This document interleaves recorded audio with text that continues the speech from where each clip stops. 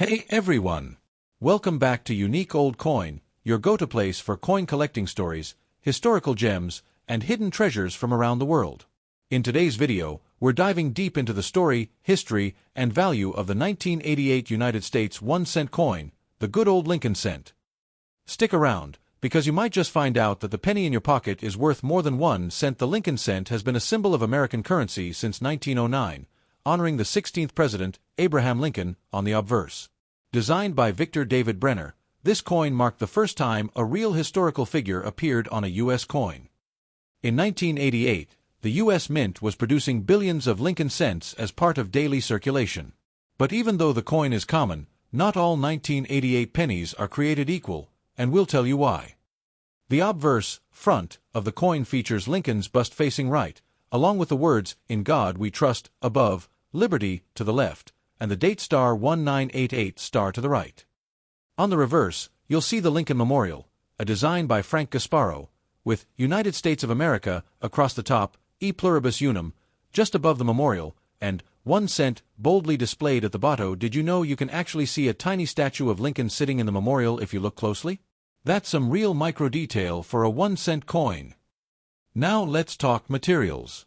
In 1988, the U.S. Mint was using a copper-plated zinc composition, 97.5% zinc and only 2.5% copper. This change happened in 1982 when rising copper prices made it too expensive to keep making full copper pennies. Fun fact, pre-1982 pennies are heavier and made of 95% copper. So if your 1988 penny feels super light, it's because it's mostly zinc. Your 1988 penny might have different mint marks, depending on where it was produced. No mint mark ** equals Philadelphia Mint D, ** equals Denver Mint S ** equals San Francisco Mint, * proof coins only *. The mint mark is located right under the year. Keep an eye on that, it can affect the coin's rarity and value. Here's where things get really interesting. Some 1988 pennies are worth thousands of dollars, and that's because of errors and rare varieties. One of the most famous is the 1988 D with reverse of 1989. In this error, the FG initials of designer Frank Gasparo are in the wrong position, indicating the use of a reverse die intended for 1989 coins. Collectors are willing to pay $500 to $2, $500 or more depending on condition. So check your 1988 D coins carefully. So what's your regular 1988 penny worth today? Circulated condition ** 1 cent, face value, uncirculated, mint state 60 ** $0.10 to $0.30 high grade, MS65 plus ** $2 to $10 proof coin, 1988. S ** $1 to $4 rare errors, reverse of 1989, off-center strikes, double dies ** $100 to $2, 500 plus. If you have a full roll of 1988 pennies, it's worth checking every single one for die varieties or errors. You never know what treasure might be hiding.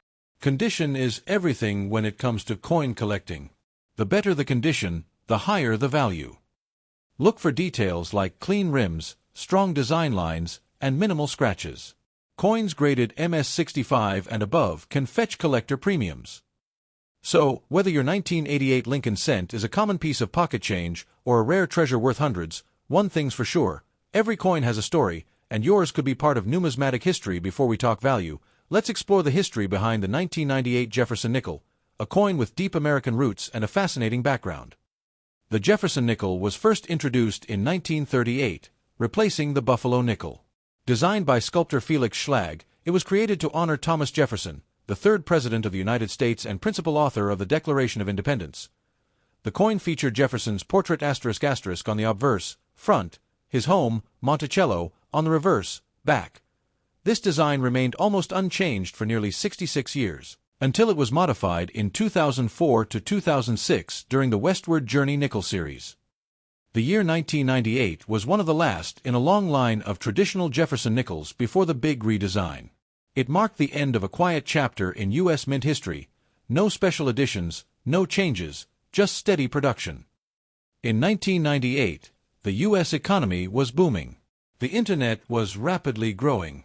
And coin collecting was gaining popularity again, especially with the upcoming 50-state quarters program that would launch in 1999. But for the nickel, 1998 was a standard year. The U.S. Mint produced over 1.3 billion nickels across 3 mints. The 1998 nickel still carried the same classic elements from Felix Schlag's 1938 design, obverse ***, a left-facing portrait of Thomas Jefferson based on a Rembrandt Peale painting, reverse ***, a frontal image of Monticello, Jefferson's Virginia estate, edge ***, plain metal composition ***, 75% copper, 25% nick ***, weight ***, 5.00 grams. It was one of the last few years before the nickel's design would get a major refresh in the early 2000s. Here's a cool fact. The designer Felix Schlag won a national competition in 1938 to create this design. But originally, his version of Monticello looked quite different. The U.S. Mint asked him to revise it to show the building straight on instead of at an angle. Though it may not be rare, the 1998 Jefferson nickel is still a key part of American coinage history, represents the final stretch of an unbroken design run that lasted from 1938 to 2003, before the big changes brought by the Westward Journey series. In many ways, 1998 marked the end of a classic era for American nickels. So, while your 1998 nickel might only be worth 5 cents today, its historical value lies in its role as the last of the traditional Jefferson nickels before everything changed. That's why collectors still hold on to them, not for rarity, but for their story. In today's video, we're diving deep into the story of the 1972 United States 5-cent coin, also known as the Jefferson nickel. Is it worth just 5 cents, or could you have a coin worth dollars or more? Let's find out. The Jefferson nickel has been a staple of American currency since 1938, replacing the Buffalo nickel. Designed by Felix Schlag, this coin features the third U.S. President, Thomas Jefferson, on the obverse side. Now let's focus on the year 1972, a time of big changes in America. From politics to pop culture, the 70s were unforgettable. And the coins minted during this time, they're full of character and history. Did you know? Over 390 million Jefferson nickels were minted in 1972 across 2 locations, Philadelphia and Denver. Let's take a closer look at the design of the 1972 nickel. You'll see a left-facing portrait of Thomas Jefferson. To the left of him is the phrase, "In God we trust," and to the right, it reads, "Liberty," and the date, 1972. The reverse features Jefferson's famous home, Monticello. Above the building, you'll find the words, "E pluribus unum," and below, it says, "Monticello, 5 cents," and "United States of America." If there's no mint mark under the date, the coin was made in Philadelphia. A small d under the date means it was minted in Denver. On-screen zoom *** show coin examples from both mints. Now, let's talk numbers, and why they matter for collectors.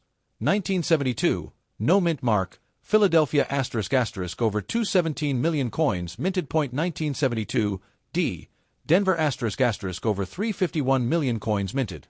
These numbers tell us that the 1972 nickel is not rare in general, but as always, condition and specific errors can change everything.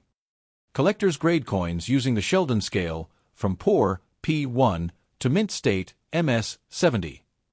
For 1972 nickels, here's what to expect. Circulated coins, good to fine ***, typically worth just 5 cents. Uncirculated coins, MS, 60 to MS, 65 *** worth around $0.25 to $1.50. High-grade coins, MS. 66 plus ** can fetch $10 or more, especially if certified by grading companies like NGC or PCGS. Want to increase value? Look for coins with sharp details and no scratches. Here's where things get exciting. Some 1972 nickels have minting errors that can make them extremely valuable. Double die obverse, DDO***. Look closely at the word Liberty or the date. If the letters look doubled, that's a rare error. Off-center strikes ***, coins not properly aligned during minting. The more off-center it is, while still showing the date, the higher the value, sometimes $50 or more. Clipped planchet ***, a coin with a curved or clipped edge, worth $10 to $100, depending on size and condition. These errors are rare but worth hunting for. So, What's the current market value in 2025 for a 1972 Jefferson Nick regular circulated coin ** 5 to 10 cents? Uncirculated MS, 65 ** around $1.50 MS, 66 or better ** $10 to $40 rare error coins ** $50 to several $100 depending on the error and condition. These values can fluctuate based on silver demand, collector interest, and grading, so always check recent auction prices. The 1972 Jefferson nickel may be common, but who knows, the one sitting in your coin jar could be a hidden treasure. To understand the history of the 1972 United States 5-cent coin, we first need to go back to 1938, the year the Jefferson nickel was first introduced. Before Jefferson, the buffalo nickel was in circulation, showing a Native American on one side and a buffalo on the other. But after 25 years of use, the U.S. Mint decided it was time for a change. They held a design competition, and the winner was Felix Schlag, a German-American sculptor. His design featured a left-facing portrait of Thomas Jefferson, the third President of the United States, and on the reverse, his iconic home, Monticello in Virginia. This new coin began circulating in November 1938 and remained largely unchanged for decades. Now, let's fast forward to 1972, a time of major shifts in America. The Vietnam War was still ongoing. Richard Nixon was president. Gas prices and inflation were rising, and coinage was affected by economic uncertainty. But despite all the changes, the Jefferson nickel stayed the same in its basic design.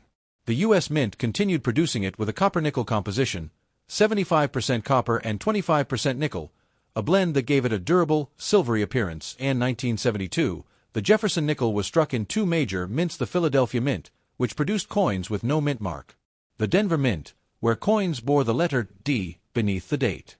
A total of more than 568 million nickels were minted that year, showing just how widely circulated they were. 1972, over 217 million nickels struck in Philadelphia, and 351 million in Denver. The Jefferson nickel design remained untouched until 2004, when the U.S. Mint launched the Westward Journey Nickel Series to honor the Lewis and Clark expedition. But back in 1972, the classic design was still in full force, a testament to its popularity and the legacy of Thomas Jefferson. Today, the 1972 Jefferson nickel serves as a snapshot of America in the early 1970s, a period of political change, cultural evolution, and economic transformation. Holding this coin is like holding a piece of American history in your hand.